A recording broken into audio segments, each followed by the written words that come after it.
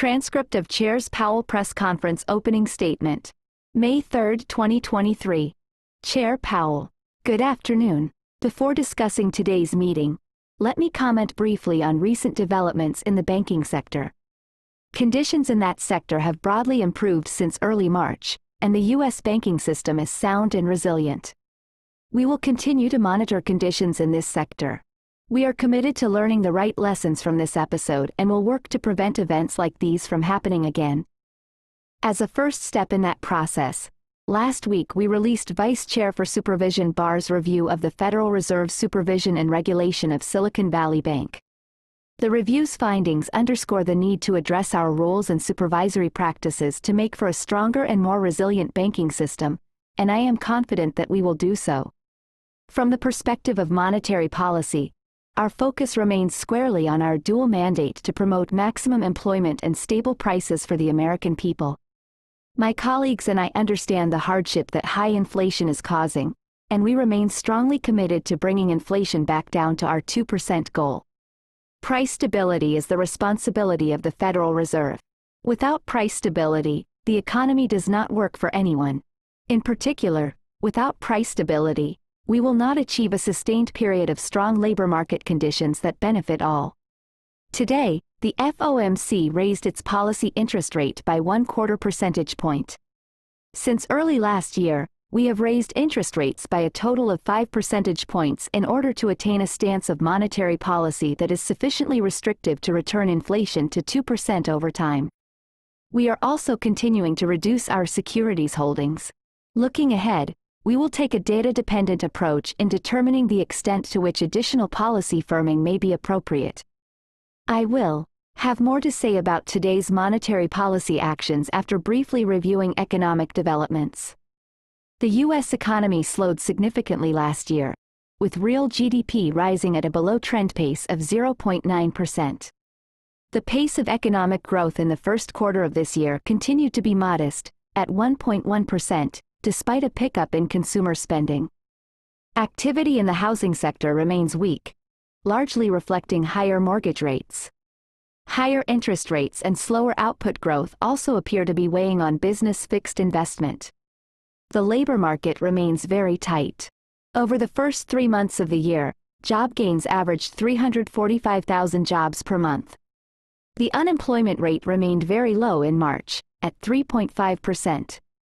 Even so, there are some signs that supply and demand in the labor market are coming back into better balance. The labor force participation rate has moved up in recent months, particularly for individuals aged 25 to 54 years. Nominal wage growth has shown some signs of easing, and job vacancies have declined so far this year. But overall, labor demand still substantially exceeds the supply of available workers. Inflation remains well above our longer-run goal of 2%. Over the 12 months ending in March, total PCE prices rose 4.2%.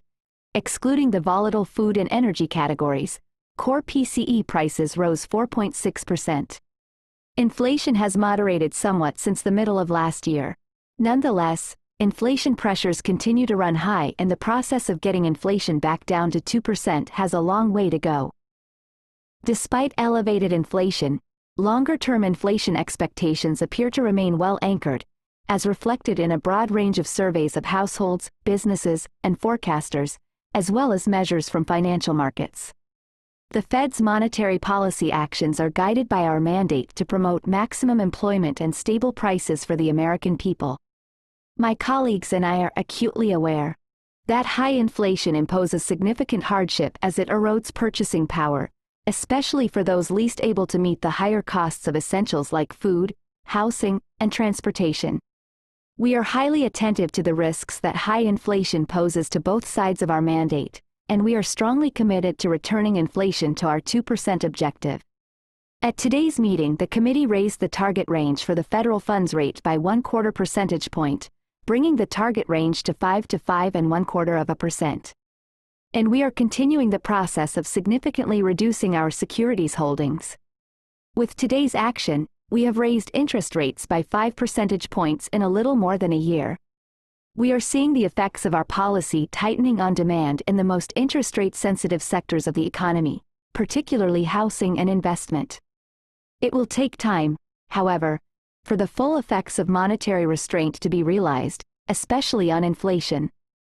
In addition, the economy is likely to face further headwinds from tighter credit conditions.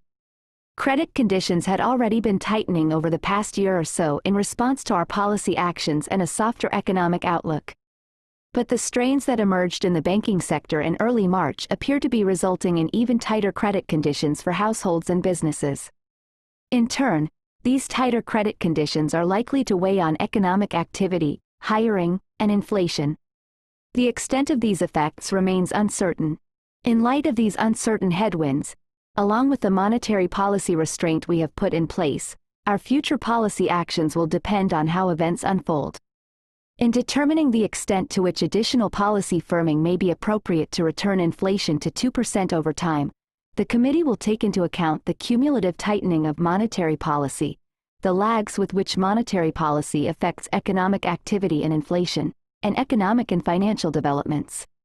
We will make that determination meeting by meeting, based on the totality of incoming data and their implications for the outlook for economic activity and inflation.